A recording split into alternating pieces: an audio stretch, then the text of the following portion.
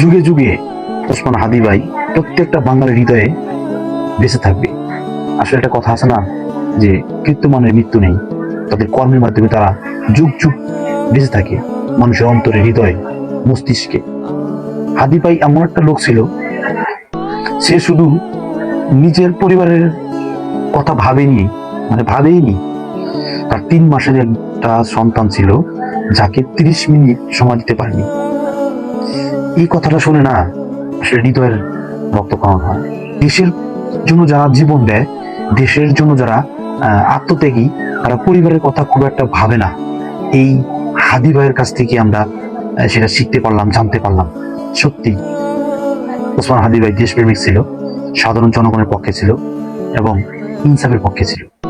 ঢাকা 8 আসনের এমপি পদপ্রার্থী ওসমান হাদি ভাই যখন রাস্তায় নেমেছে, তাকে হাদিয়া দিয়েছে মানুষজন।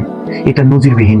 এটা বাংলাদেশে কোথাও কোনো এমপি, কোনো ভোটার প্রার্থী, কোনো এমপি, মন্ত্রী, মিনিস্টার এটা হাদিয়া পায়নি কখনো, যেটা একমাত্র বীর শ্রেষ্ঠ শহীদ ওসমান হাদি ভাই পেয়েছে। সবাই তাকে ভালোবাসত। অল্প দিনের যে রাজনীতির যে পলিটেকনিক কথাবার্তা, যে ইতিহাস ঘেটে আমাদের মাঝে অনলাইনে উপস্থাপনা করেছে, আমরা যতটুকু শুনেছি, সেটা আসলে বলার মতো না। বাংলাদেশের বড় বড় রাজনীতিবিদ হয়তোবা সেটা জানে কিনা, যে হাদি ভাই যে কথাগুলো বলতো। সবাই তার জন্য দোয়া করবেন, আল্লাহ যেন তাকে জান্নাতুল নসিব দান করে এবং এরকম হাদি ভাই প্রত্যেকটা ঘরে ঘরে জন্ম নেয় এবং তার মতো হয়ে ইনসাফের জন্য, সাধারণ জনগণের জন্য, দেশের জন্য কাজ করে। দল বল নির্বিশেষে আসুন সবাই আমরা এই বাংলাদেশের পক্ষ হয়ে কাজ করি।